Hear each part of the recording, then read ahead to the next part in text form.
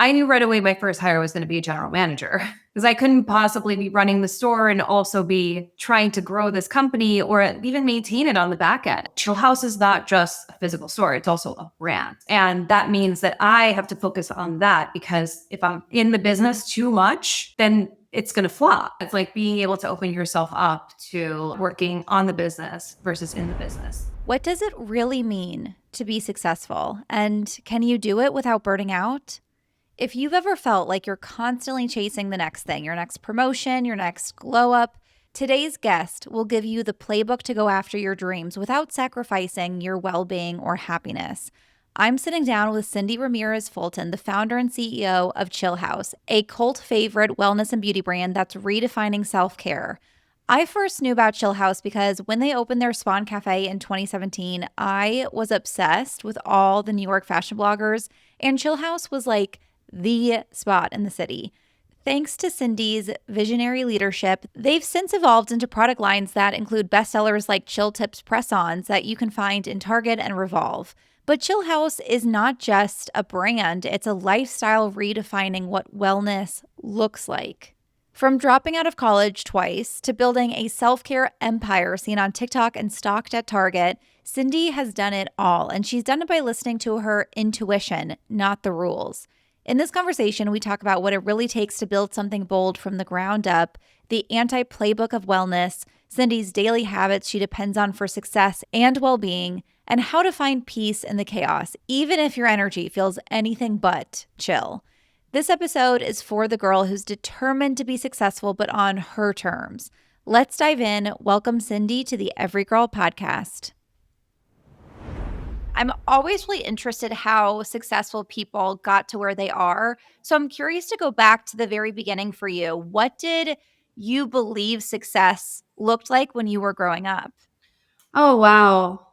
I didn't really know that success could look like this because I only ever saw my mother as a small business owner. So I think I believed success looked like working really hard, working every day in a physical space, doing services, doing something physical. And that's my only way of like how I grew up thinking you can get the American dream. And that's how I went about it too. But now, given everything we're doing outside of just our physical store, I think it's interesting to see if you take away that kind of limited belief, you can really expand on your U curve, your growth. That's a really great question though, because when I think about it, that was very much what I thought the American dream was just like open up a little mom and pop shop and kind of work in it every day and like run it and like that's your income. To own your own business is for so many people the American dream. I know you've talked about your mom. She ran a Medi Spa, right? Mm-hmm. Yep. She started off as one little chair, I think, in a hair salon when I was little. She also like serviced clients in our apartment. So it was very small grassroots. And then eventually opened up her first location down the block from where she had that one little chair. And then eventually she had two at one point, and eventually she had three. So she definitely scaled the business enough to the point that she was able to buy a house. I definitely saw her really grinding and demonstrating that even though she spoke very little English, that as long as you work hard and the outcome will be there, and you're just like super disciplined and just hopefully make the right decisions. She was a great role model for me in that sense, for sure. Oh my God. Yeah. I feel like at the time, like when we were growing up, to be a female, to be an entrepreneur, to be a mother and a business person is all so rare. And the fact that she did it all. And a single mother, yes. Yeah. Like it really is incredible. I mean, it would be incredible today, but especially when we were growing up, you probably saw such success in her story. And obviously your success looks very different. But was there something that you remember she did or said that now shows up in how you lead or the success that you've built? It's actually the things that she did that I try to avoid as much as possible. Because I do feel like it is very much the immigrant way, how she went about running a business. And as a millennial, not immigrant, second generation, I was like, of course I'm going to do things differently.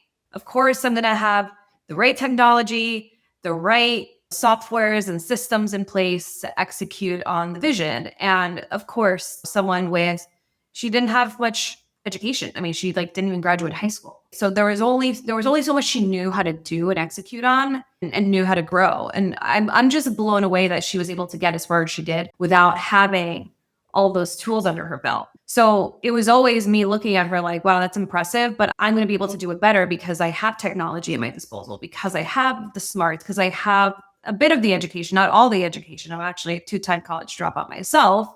But I do think that I was just more exposed to everything that could happen if you just go about entrepreneurship the right way.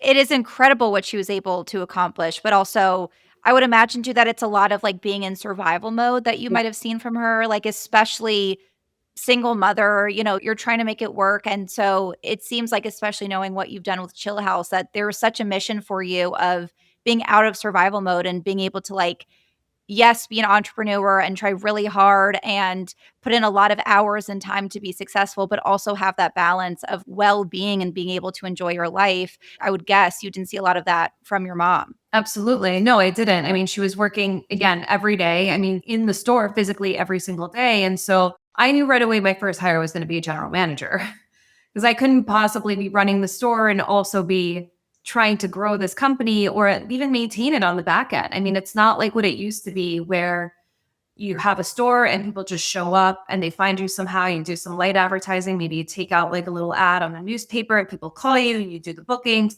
From day one, I had to run social. I had a lot of event inquiries. I had a lot of partnership inquiries. I had a lot of expectation around the brand specifically, not just like the people that were coming in the door servicing those people. It was also like, oh, Chill House is not just a physical store, it's also a brand. And that also set the tone in the foundation for the business moving forward. I think, yes, we have this physical space and we are very much a service, hospitality driven business. But at the end of the day, the lifestyle that Chill House has created has really like taken it in a different course. And that means that I have to focus on that, because if I'm in the business too much, then it's going to flop. If I'm dealing with that, then how am I supposed to be able to focus here and really grow? The company depends on that as well. You can't expect to have a successful physical space without being able to do all these things. So it was very much like that was so clear to me. Like I did not want to be in the day-to-day as much as like my mother was, for example. It's like working on the business instead of just in the business. And that's not to say that I'm not dealing with a lot of nonsense even now. Of course I am. But it's like being able to open yourself up to just, working on the business versus in the business way more. Totally makes sense to be strategic about making sure you do that, or else you get so caught up in reacting that you don't give yourself the chance to proactively make decisions to help the company grow. Yes, exactly. Exactly. I'm really curious about, I know that you dropped out of college twice, which is really interesting. And I think this is a fascinating conversation. The concept of college is becoming something we're talking about more and more. When we were younger, it was so you have to go to college to get any job. And now obviously people are thinking of it differently of, do I really need to take out all of these loans I'll be paying off my whole life? Is this really the best way to get the experience I need for the career? And so it's an interesting conversation. So I'm curious your background, if you could share what that was like for you, what that decision was about going to college, then leaving college, and kind of like the start of your career to know when you were at the point of being able to launch your business. Yeah, that was definitely a different time. So I'm officially 40. I turned 40 in April. I'm very much like older millennial, and I think things did operate a little differently back then. And I'm also happy to share how I look at potential new hires, because I do think that the tide is turning for sure when it comes to like what recruiters are looking for with education, all that.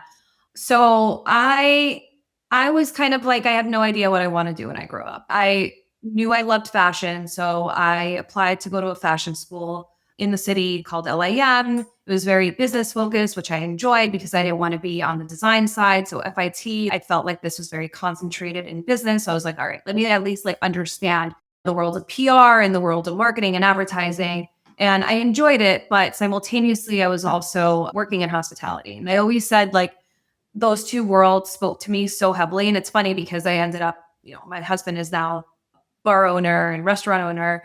And I'm in beauty now, but I worked in fashion for much of my 20s too. So I was kind of caught in between these two worlds, and I was earning a really good living working in hospitality. And so my school ended up taking a big hit because I wasn't able to make it to classes at 8 a.m. I was working so late. I was partying, all the things.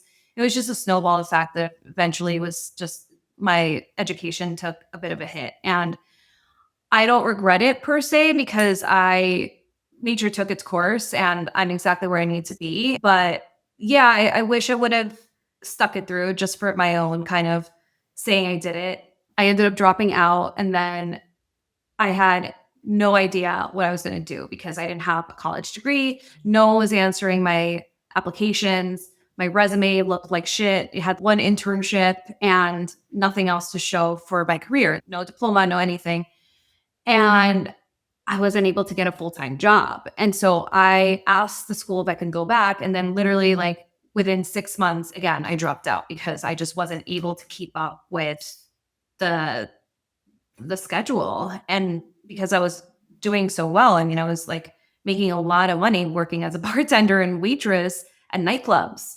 And so it's really hard if you're in your early 20s, your late teens, early 20s, like that's a very appealing place to be in. I'm like, I'm financially super secure. I have my own apartment. I'm independent. I can pay for my own bills, my own everything, but I don't have the possibility of having a real career that I'm proud of. Because it wasn't like I wanted to be in hospitality management. I didn't want to manage a restaurant. I didn't aspire to that part of hospitality. I just enjoyed it. I loved like being in it. I made so many friends in it, but I didn't want to have those be my hours. Like I knew I always aspired to have a normal corporate schedule, which, you can't have if you're in hospitality. It's a very demanding job on your body, on your sleep schedule. And so I knew I had to just somehow pull out at some point. And so by the time I was like 25, 26, I was like, okay, this is not my path forward. I need to figure out how to get back to this place. I had a potential career trajectory within fashion, and I kind of let it go to just make some good money and like kind of off. I knew I had to make some changes, and I was like, I think I need to intern again. So I actually interned at like 26 years old for a startup. It was actually a startup consultancy that worked with entrepreneurs to help them grow their businesses. And so I was like, perfect. Like, I think entrepreneurship is a good path for me. Like, obviously, it's in my DNA. Obviously, I'm not going to have the diploma to show up to get the job I want. It wasn't in my cards. So I was like, all right, let's back to square one and let me learn everything I can from this opportunity. And so I did. I was there for like about 3 years.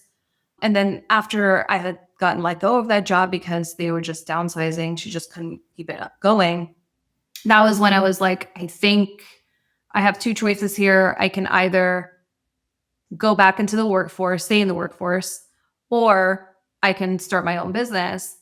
I did 2 interviews, one of which I got an offer for, which was at Coach, but I didn't like the role. It was in like production. I don't want to be dealing with logistics. Like I want to be doing marketing. And then the other opportunity was as a project manager for a big tech firm. And I'll never forget this moment.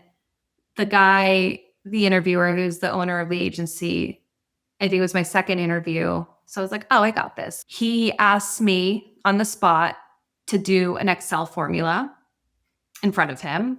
And I was like, I actually don't know Excel at all.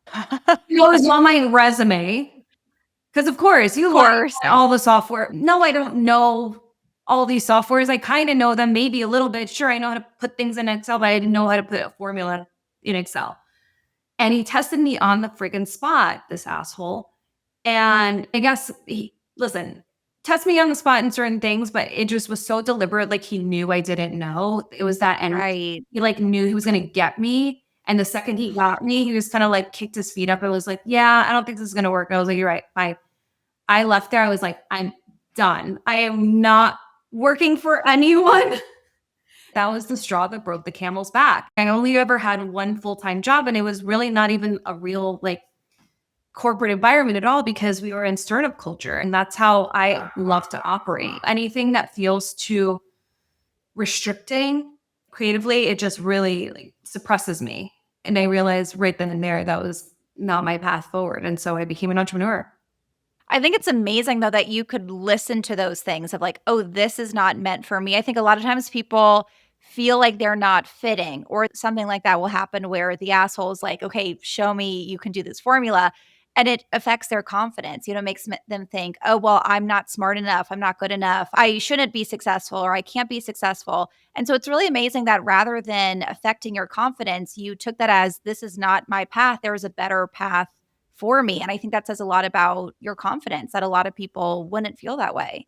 I mean, I hope people realize that all of these signs I could either mean that maybe it's not you, it's them, and that it's very much the universe guiding you to where you need to be. And I did feel in that moment, I was like, this will be a story for the book someday.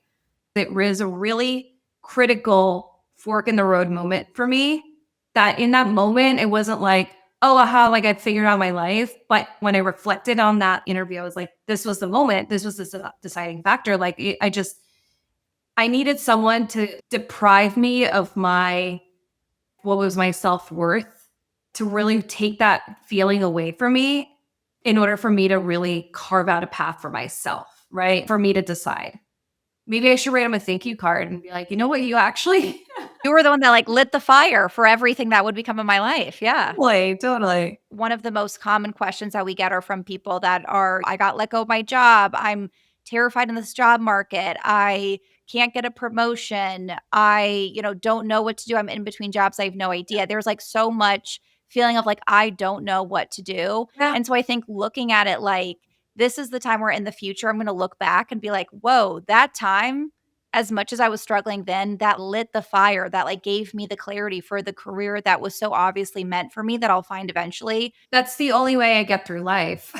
If I'm being completely honest, because when something bad happens, I'm like, you know what? It just wasn't for me. Rejection is redirection, like all the quotes. And it's so true. Listen, not everything is going to feel perfect in the moment, but hopefully one day it will. You will be in the shoes that you've dreamt of. And then you will be able to look back at those moments and realize that it was just part of the course. And hopefully you would let go of resentment. And I think what I hope more women would do is in that moment, let go of resentment towards what happened. Whether it's like you got let go or you even like a fight with a friend, like a disagreement that like ends up ruining a friendship, whatever that is, I think we have to realize that what's not for you is not for you. Plain blank. There are some instances, I think, like sometimes, of course, maybe in relationships, like with my husband, we broke up a couple of times. We got back together. I was like, that's my person. I know it. And like, it's got to be meant to be, but you can't force it. Nothing that's worth having is going to be forced. That's also a big part of it. Like believing that if something happens that may feel really uncomfortable or stressful in the moment, that it's just the part of the course. And then anything that you feel in your gut that is meant for you, release it, let it go, let it come back to you. And those are my two sort of mottos as I kind of navigated my 20s, specifically in relationships and career, obviously entrepreneurship. I think those have been the two mottos that I've lived by.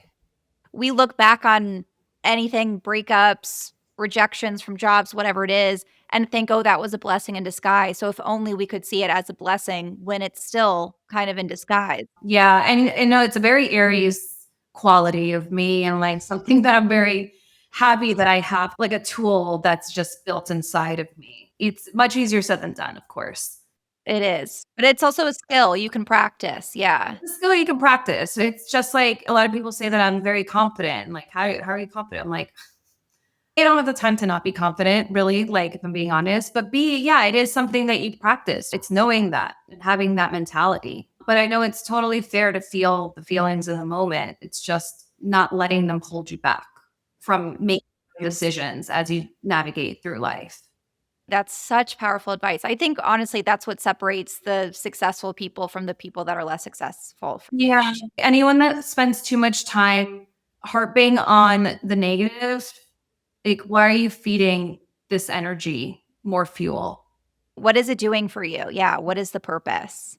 So, getting into launching Chillhouse, what wasn't being offered in the wellness space, beauty space that made you say, this is the company I need to build?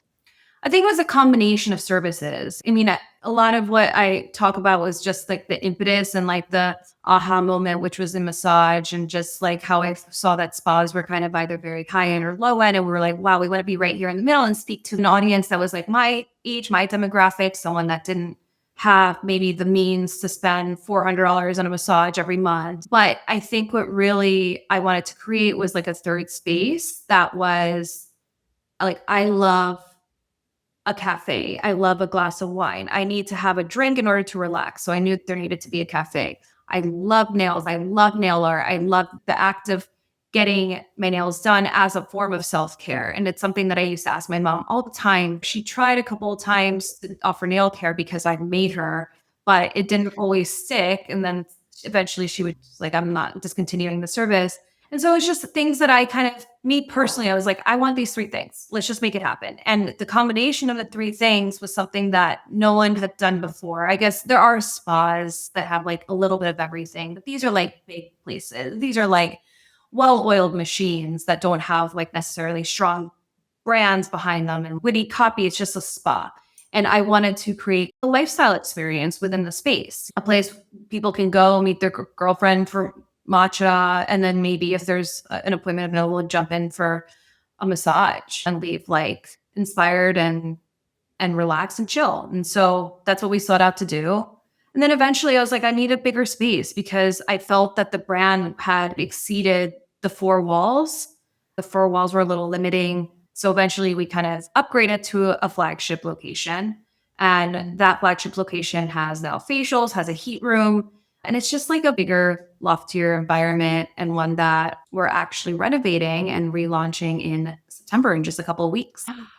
Oh my God, exciting. Wait, I can't wait to come check it out. It's just the mood board that's happening within the space. I don't know when this is coming out, but we'll be probably launched by then. Yeah, probably launched by the time this goes live. Okay, that is really exciting. And everyone's going to have to go watch on YouTube to get the little tease of the mood board behind you because it looks so Oh my stunning. God, yeah. It's such a genius concept to have a third space where it's not even just about being able to leave with your nails done or to get a matcha. It's like the experience of coming somewhere consistently is so needed. And I think, especially women, we are like craving that community feel where it's not, especially as more and more people are working from home. You need somewhere that you can go and be a familiar face. That's not your work life and your home life. Absolutely. I feel like that was what really set us apart when we first opened back in 2017 in the Lower East Side location. It was exactly that. It was a place that people would come every other day, every day. They knew the barista. They would sit there and they'd work. And it was very like low pressure, but they got so much out of it. Like I have had so many people say, oh my God, I met my best friend like getting a manicure, or I met my best friend at a membership event. You can't get those experiences from having like a product. Totally. We have a huge product business. We're growing every year, more and more, expanding our retail footprint. And it's really interesting to now have fans of the brand because of our product that have zero clue about our origin story. I feel like you either know Chill House because you're a New Yorker and you used to go there all the time, or you know our products and you pick them off the shelves at Target, and you anytime we have a new tip, you come back and you buy a new one and you're excited. And so it's kind of like our community is in two places, and now our goal is really to figure out how to bring them together.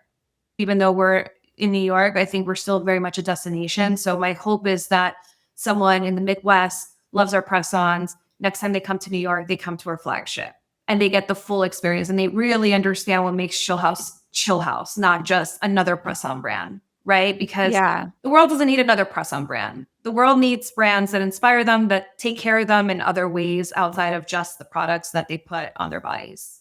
there's a new brand launching every single day. And I think the brands that become successful are the ones that are able to sell a lifestyle instead of just the product. And it's like a feeling that you're giving. It's not just, here's how your nails look when you put on the tips. It's about, how do you feel as part of this lifestyle? How can you show up in person with this community? Like, it becomes an experience instead of just a product. And I think it's so smart of you guys. Like, you were really, from my perspective, some of the original brands that were really creating that for people.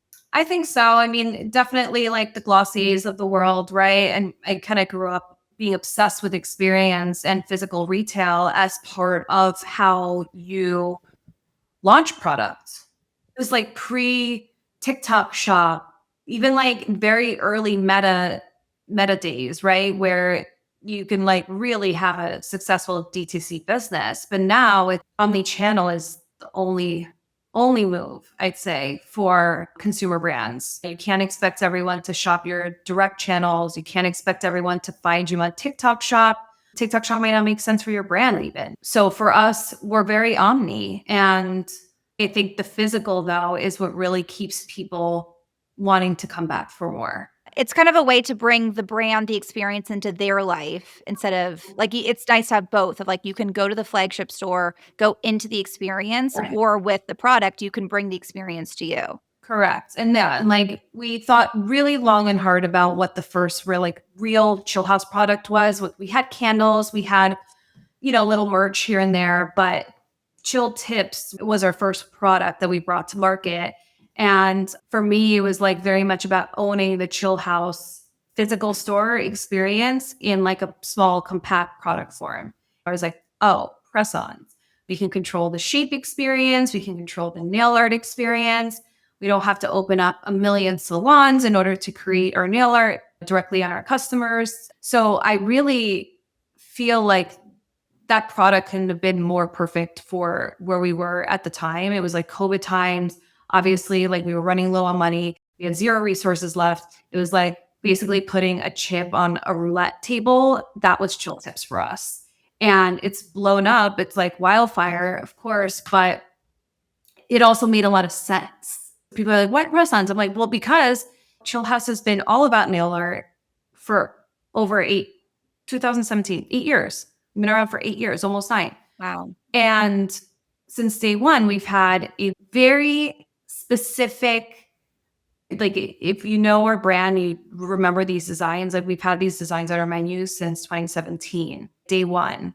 So of course we were going to put those on a press-on. And come to your city. I don't know if we can do that. We have no resources, but you can create press-ons and you can get wavy baby on your nails. And that was a very full circle moment, like the most full circle, right? Like we can actually take our experience, bottle it up a little bit or box it up and ship it to anyone across the country.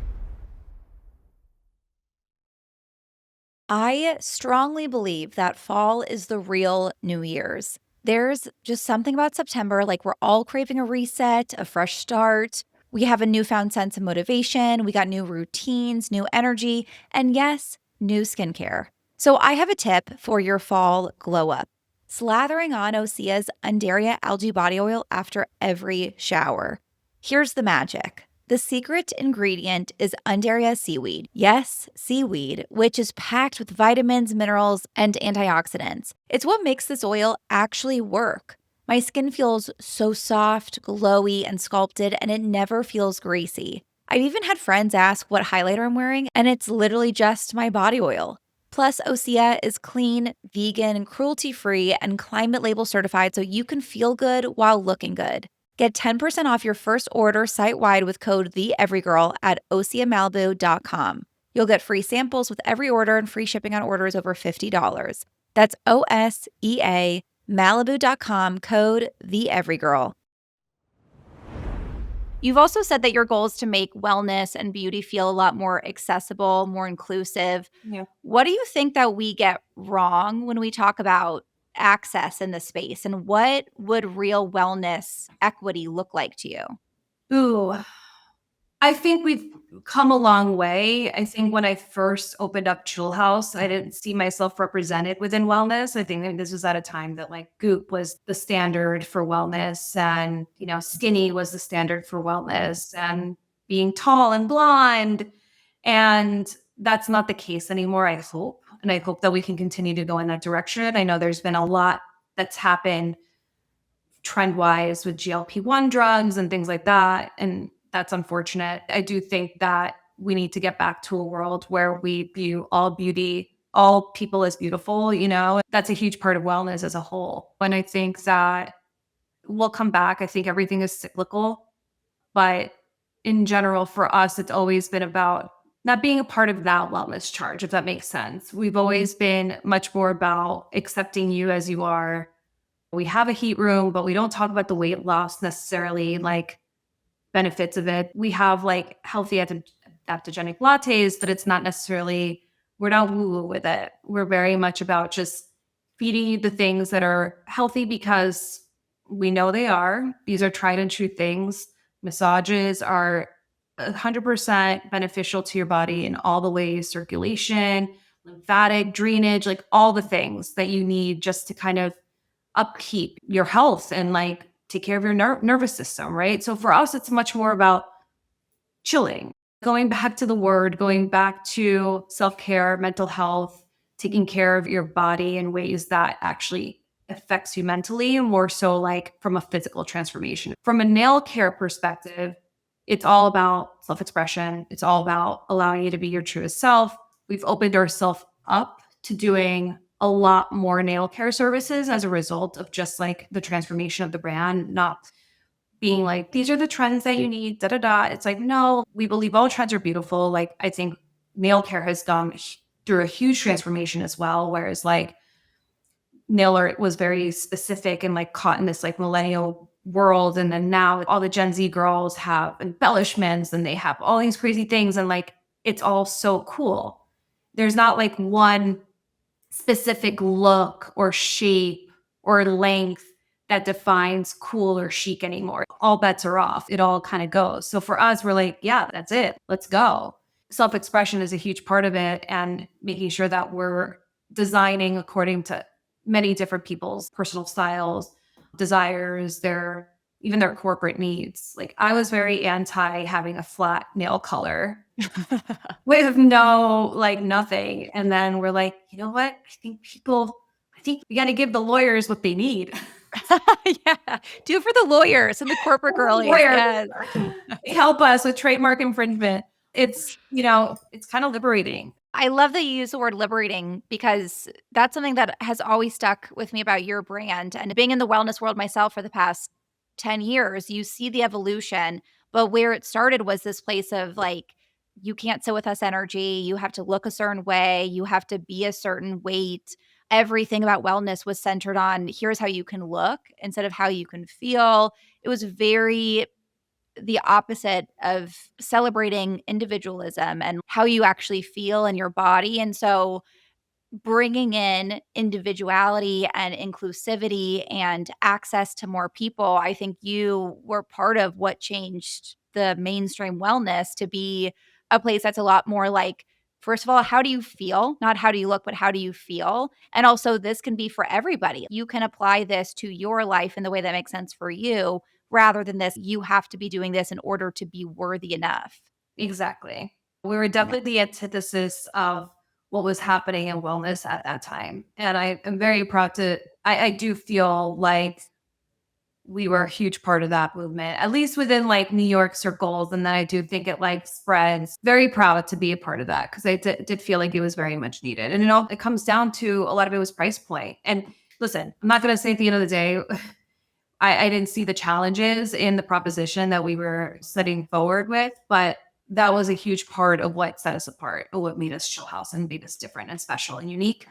And it was very much to cater to a demographic that wasn't being spoken to. Like, why were people in their 20s and 30s, like, unless you had, a pretty successful career already, or you're like, parents' credit card, why were they the only people that were allowed to take care of themselves, really, from a physical standpoint? And we already know healthcare is a shit show. So it really did feel like, as a New Yorker, you're like being run to the ground at that age, when you're still just like fighting an uphill battle to like make ends meet and be able to pay your rent. And So that was very much, the demo that we were trying to speak to, because that was me. And now, like, yes, it's come with its challenges. We retain our team, because a lot of them have been here since day one, or like since year one. And we want to increase their commissions, increase their hourlies, and like hourly wages might go up. And so, of course, we have to go up. But our margins have always been very tight there because of the proposition. And so I get why luxury spas are the way they are, because everyone needs to be compensated very well for their services.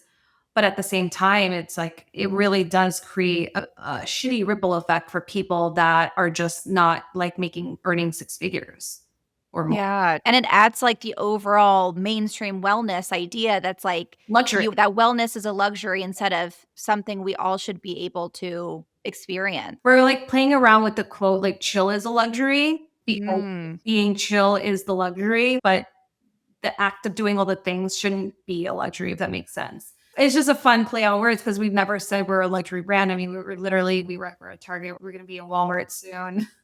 We're not a luxury brand, but we want people to feel like they're being taken care of as if we're a luxury brand taking care of them. And it does kind of ask the question of like, what does luxury mean? I feel like up until this point, that was defined by, Price. exactly. It was defined by price point. Whereas now it's like luxury could be a $5 investment in your health. It could be relaxing on the couch because you have 5 kids and you just got done with work and you're like, okay, I'm going to turn on TV and go sit and take 3 deep breaths in my bedroom by myself. That's a luxury. Yeah, chilling could be free. So to like transform that and how we think about it, I think is so empowering. And especially obviously wellness has changed so much, like we're saying, but there is still this TikTok idea, especially where it's wellness is like clean, aspirational, perfect. You see like the 9 to 5 before my 5 to 9 or whatever it is, morning routines and all these things on TikTok. So we still are seeing that.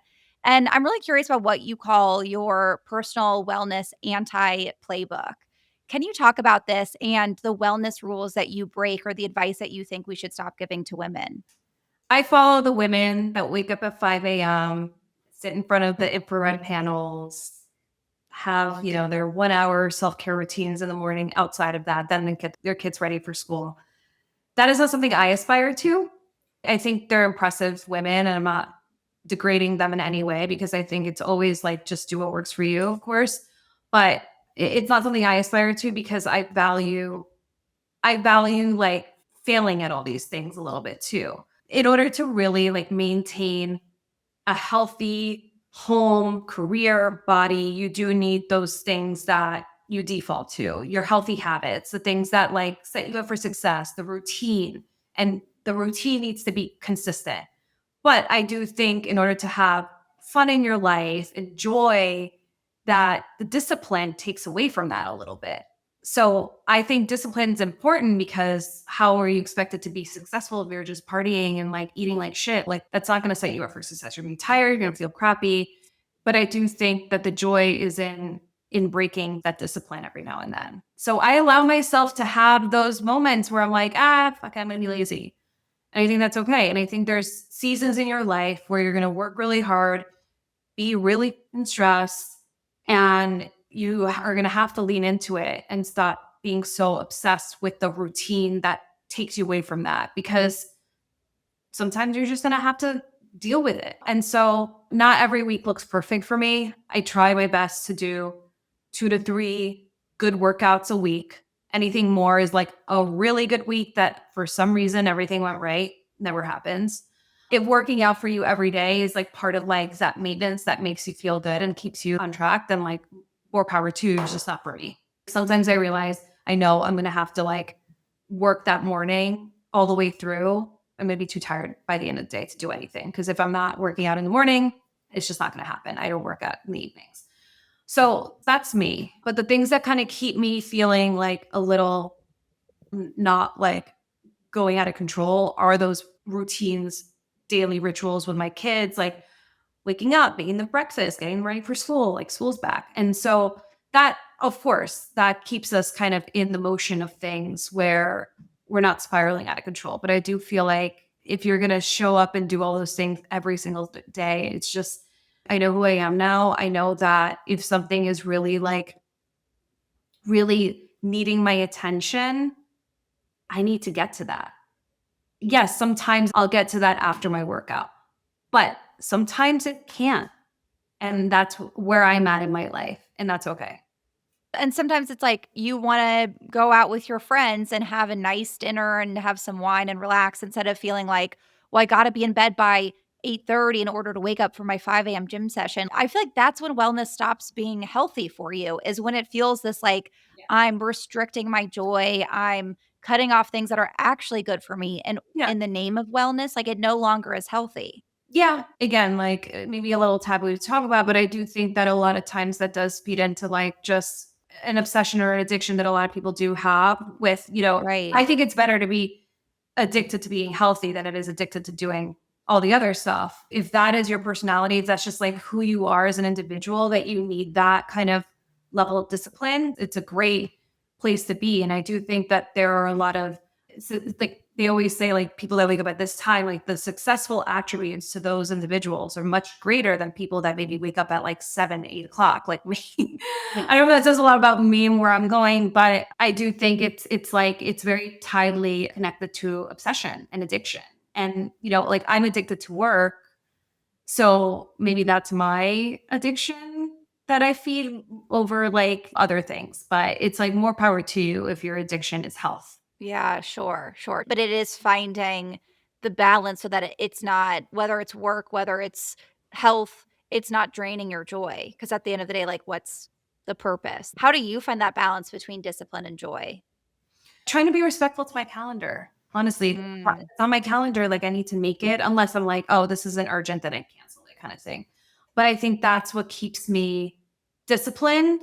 And then the joy is part of just feeding my soul. Like I have to do those dinners out with my husband. I have to see friends. I love to do little team outings when I'm in town. I love to host events, host dinners, host people in my house, even though they feel like they just add to the to-do list. They're like filling my cup in other ways, creatively, emotionally, spiritually, like they have their purpose. Like I do think it fills my cup in ways that are actually very productive to my work and how I navigate through life. They don't become distractions or unimportant. They actually are very important. They're intentional. Like, it's like the intentionality behind them. Yeah.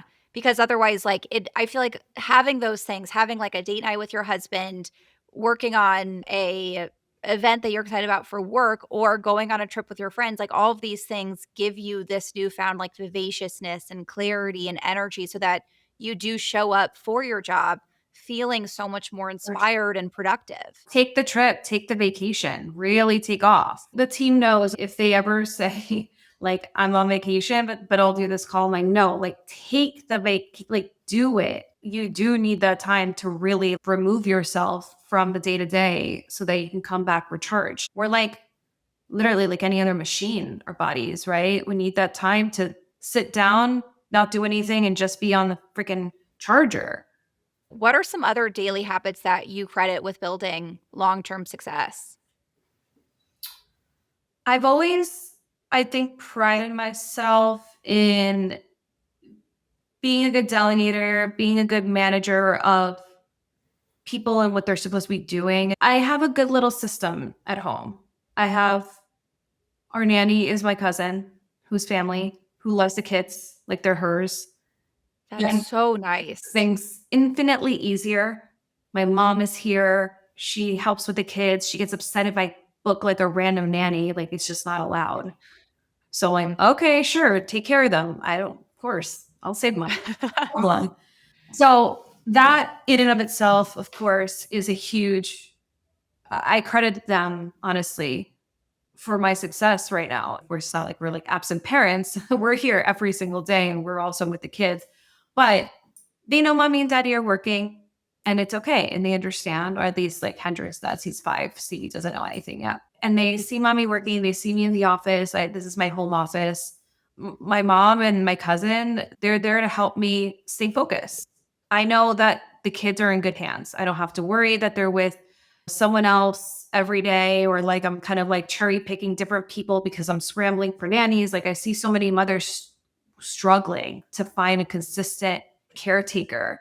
And that like pains me because it shouldn't be that hard to raise your kids and have a successful career. If you just have someone that really is like you can trust, like it changes the game.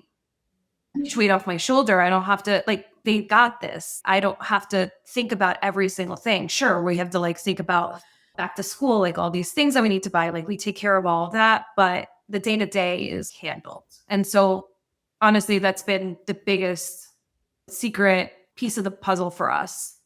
Totally makes sense. Because I think so many parents too, even if they, have childcare, they still are kind of like half in, half out because they're worrying about where their kids are, or like making sure they're okay, or if the nanny has questions or whatever. So to feel like, okay, I know my children are happy and that they're taking care of people that love them. I'm sure that that gives you all the brain capacity to be all in on work when you're there, and then to be able to be all in on your family when you're with your family. And Proceed. like that's the secret to success. It's such a stupid conversation, but like women talking about having it all and what that really means, I feel like that's a huge piece of it, is being able to be fully in whatever hat you currently have on. Yeah. And my husband's my business partner too. So let's say I want to be more present with the kids. I'm like, can you handle this? And then vice versa. It's like a tap in, tap out.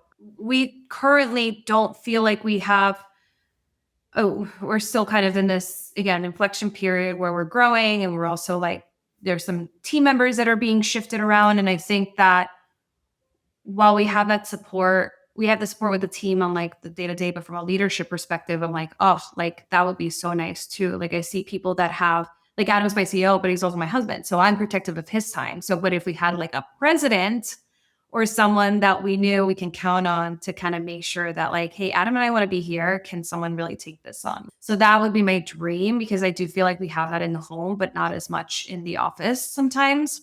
Is that something you're working toward? Like, that's the plan? Yeah, I mean, definitely hiring more leadership in general, I think is a big goal. And by next year, we need to be like in a really good place there so that we don't have to be like, I don't know. I love to get to a point where I don't have to approve an Instagram.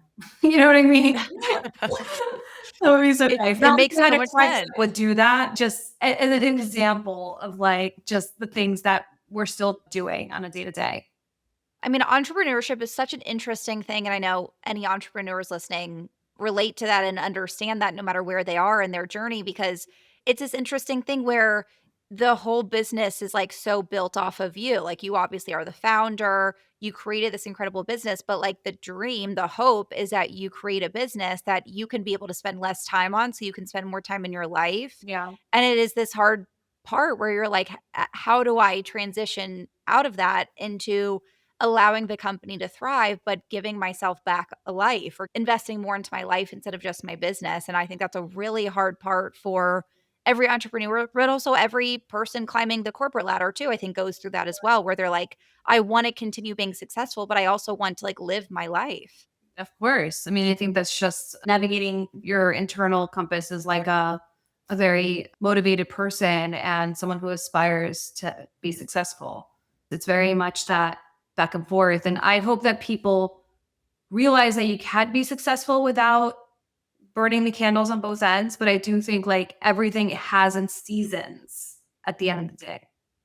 And it's not, Yeah. you can't expect to not work every weekend and be a founder. That just doesn't happen. Or not work evenings and be a founder. So if you're not willing to put in that extra time, then maybe just stick to a corporate job. And even then, if you want to climb up that ladder, you have to be able to put in the energy. Even if, hey, you can get all your job done within those 40 hours a week, amazing. You have to prove yourself in other ways, in your creative abilities, in your organizational abilities.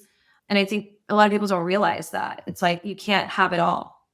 I love what you said about it's seasons. Like, it's, Well, maybe you have to put all of your time and focus and energy into your career right now, but in the future, that means you can intentionally choose, this is going to be my season for putting it all into my relationships or into my well-being, yeah, and that it's seasons of life. And like, that's how we, I guess, to this conversation of having it all, is it's not being able to do everything all the time. It's like looking back at our very long life and feeling like, oh, I did have it all at different times. At different times. And I do feel like I Yeah. truly have it all, but right now it's a very stressful time in my life. We have a lot Yeah. going on, like chaos everywhere. And I have to be okay with it because I know that it's just part of the course. And I guess going back to, the origin story, that is kind of how I live my life.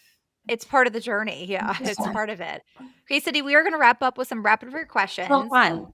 First one, your go to, I have 5 minutes to reset ritual that you do, something like super quick.